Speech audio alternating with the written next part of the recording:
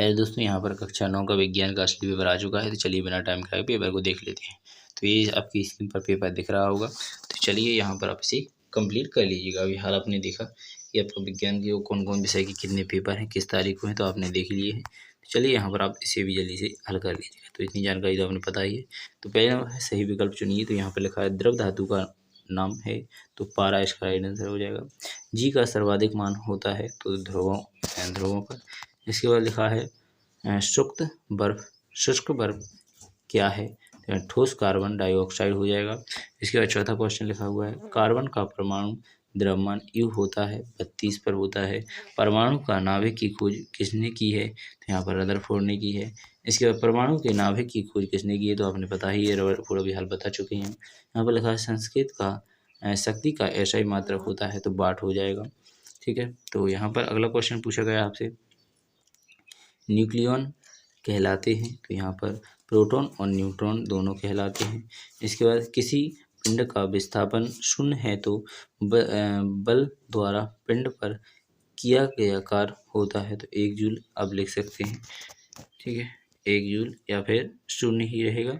पिंड बल पर जब विस्थापन शून्य है तो आपका शून्य ही शून्य घूम फिर कर आएगा, तो कितना आ जाएगा, शून्य ही आएगा आपका पिंड पर किया गया कार्य। ठीक है, इस प्रकार आप देख लीजिए अच्छी तरह। अपनी थोड़ा डाउट था इसमें, आप अपने हिसाब से इसे कंप्लीट कर लीजिएगा। ठीक है, चलिए आगे देख लेते हैं। तो यहाँ पर लिया गया है रिक्त स्थान को पूर्ति कीजिए। तो यहाँ पर सबसे पहले आपके रिक्त स्थान में लाइसोसोम को आत्महत्या वाली थैली भी कहते हैं। इसके बाद परमाणु के नाभिक में उदासीन कण न्यूट्रॉन होता है। इसके बाद पादप कोशिका में हरित लवण पाया जाता है, तो इसमें पादप भर लेना है, इसमें न्यूट्रॉन भर लेना है, इसमें आपको आत्महत्या भर लेना है। इसके बाद चौथे क्वेश्चन में धातुओं ताप पर विद्युत की सुचालक होती हैं।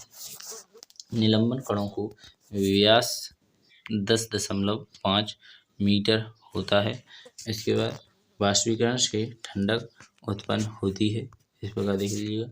7वें क्वेश्चन में लगा है 25.5 सेल्सियस पर जल की भौतिक व्यवस्था खालिस्तान द्रव्य होती है। ठीक है, इस प्रकार दिव्या, ठीक है, इस प्रकार भर सकते हैं, दिव्य होती है। तो आपने खालिस्तान भी कंप्लीट कर लिए। आइए सही जोड़ियाँ भी देख लेते हैं। तो सबसे पहले आपसे पूछा है कार्य करने की क्षमता को क्या कहा जाता है, तो कार्य करने की क्षमता को जूल से नापा जाता है। अगला क्वेश्चन लिखा है दूरी मापन यंत्र किसे कहते हैं, दूरी मापन यंत्र कौन सा होता है, तो ओटोमीटर होता है। इसके बाद 1 जूल बराबर कितना होता है, तो 1 जूल का यहाँ 1 जूल बराबर आपका 1 न्यूटन गुणा 1 मीटर होता है। इस प्रकार आपने इसका जूल का है ध्यान रखें, तीसरे का जूल का। चौथे का आपका संयोजी ऊतक है। संयोजी ऊतक आपका यहाँ पर रक्त हो जाएगा। कौन सा है, रक्त है संयोजी ऊतक। ठीक है, अगर समझ में नहीं आए तो थोड़ा देख लीजिएगा। यहाँ पर हम आपको दोबारा बता देते हैं। थोड़ा कार्य करने की क्षमता को आप यहाँ पर ऊर्जा कहते हैं। इसके बाद दूरी की मापन यंत्र को आप यहाँ पर यानी ओटोमीटर कहते हैं। 1 जूल बराबर होता है 1 न्यूटन गुणा 1 मीटर हो जाएगा। इसके बाद आगे देखेंगे आप, तो संयोजी ऊतक किसे कहते हैं, तो रक्त होता है। इसके बाद आगे देख लीजिएगा कोशिका किसको कहा जाता है, रॉबर्ट हुक ने कोशिका की खोज की थी, तो इसे भी देख लीजिएगा। तो इसके बाद आगे चलेंगे, तो यहाँ पे लिखा है संवेग का SI मात्रक, संवेग का 6वें नंबर पर SI मात्रक होता है किलोग्राम मीटर स्क्वायर। इसके बाद आगे देख लेंगे आप, तो यहाँ पर लिखा हुआ है आयन का, तो आयन आपका यहाँ पर आयन का सूत्र यहाँ पर Cl2 -1 होता है। इसके बाद लिखा है केंद्रीय, तो केंद्रीय काप का यहाँ पर आपका राइट आंसर हो जाएगा जीवाणु। तो जीवाणु इसे भी आप देख सकते हैं। आशा करेंगे आप सभी को समझ में आ चुका होगा। कोई भी डाउट हो तो अच्छी तरह से पूछ लीजिएगा। चलिए बिना टाइम खराब किए आगे चलते हैं। ठीक है,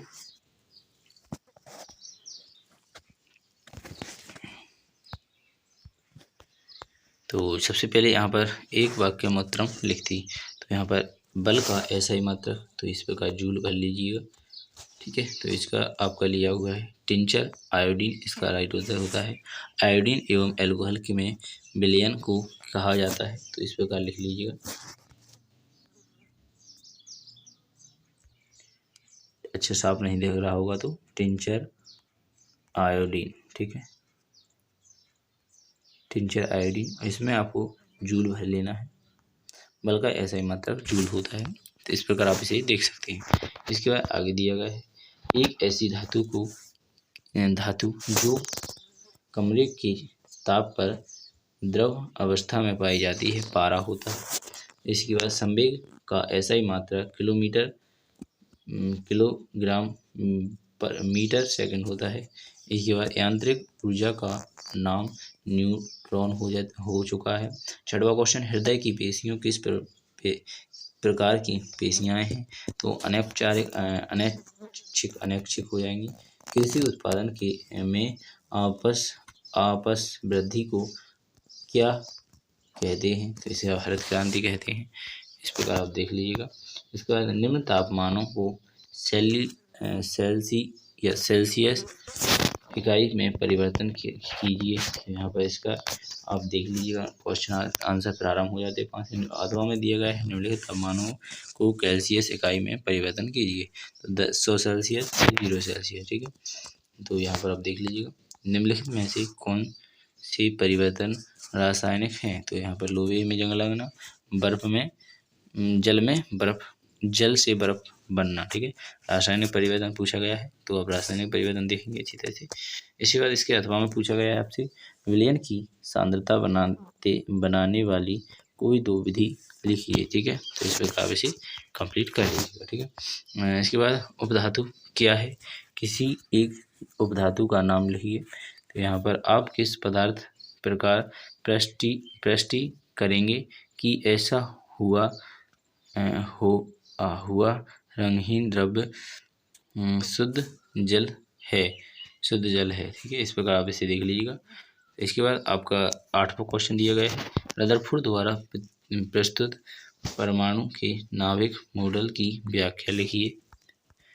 और देख लीजिएगा आगे समस्थानिकों के उपयोग लिखिए, तो इसे भी आप अच्छी तरह देख सकते हैं।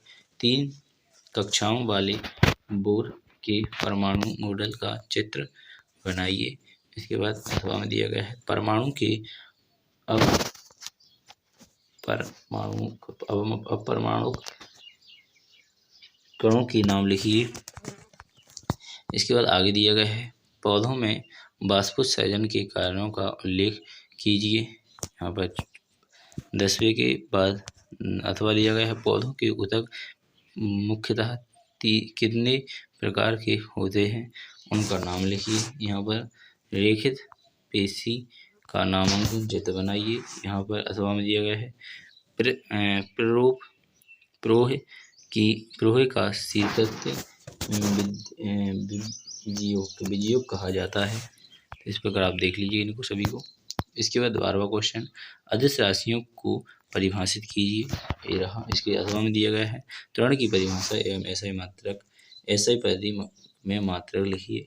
13वां न्यूटन के गति का विषयक प्रथम नियम लिखिए। इसके बाद अथवा में घर्षण को बढ़ाने के लिए 2 उपाय लिखिए, ठीक है। घर्षण को बढ़ाने के लिए 2 उपाय आप इस प्रकार देख लीजिएगा। इसके बाद दिया गया है 14वां क्वेश्चन संवेग में से आप क्या समझते हैं, इसका मात्रक लिखिए। तो इस प्रकार देखिएगा। अथवा में दिया गया है संतुलित बल किसे कहते हैं। इस प्रकार 15वां देख लीजिए किसी वस्तु के घनत्व से क्या तात्पर्य है, इसका SI मात्रक लिखिए। तो यहाँ पर आर्किमिडीज के सिद्धांत से क्या समझते हो, इस प्रकार देख लीजिएगा 15वां। इसके बाद 16वां क्वेश्चन दिया गया है क्या कारण है कि कॉर्क पानी में तैरता है जबकि कील डूब जाती है, तो इस प्रकार आप इसे भी देख लीजिएगा। इसके बाद इसके अथवा में लिखा है क्या कारण है कि पतले पट्टे की सहायता से स्कूल बैग को उठाना कठिन होता है। प्रकार और देख लीजिएगा। यहाँ पर 17वां क्वेश्चन दिया गया है, लाइसोसोम के कार्य लिखिए। यहाँ पर गोल्जी उपकरण के नाम लिखिए। यहाँ पर 18वें क्वेश्चन में कार्य क्या है, कार्य के प्रकार के उदाहरण सहित कार्य के प्रकार उदाहरण सहित लिखिए। यहाँ पर उसका अथवा में दिया गया है, गतिज ऊर्जा के लिए व्यंजक प्राप्त कीजिए। तो इस प्रकार सभी क्वेश्चन को अच्छी तरह से मेरी मोस्ट को पढ़ लीजिएगा।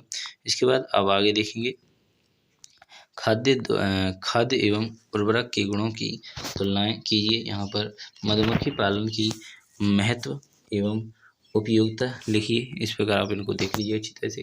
इसके बाद लिखा है, निम्नलिखित पदार्थों के मौलन द्रव्यमान का परिवहन कीजिए। तो इस प्रकार आप इनको भी देख लीजिए अच्छी तरह से, ठीक है। तो ये आंसर रहेंगे, इसके क्वेश्चन रहेंगे। तो इसके अथवा में यहाँ पर ये पूछा गया है, मूल के परिवर्तन कीजिए। तो यहाँ पर मूल में इसका परिवर्तन करना है, 10 ग्राम ऑक्सीजन का 30 ग्राम जल का, यहाँ पर 22 ग्राम कार्बन डाइऑक्साइड को आपको मूल में बदलना है, ठीक है। तो इस प्रकार आप इसे भी देख लीजिएगा।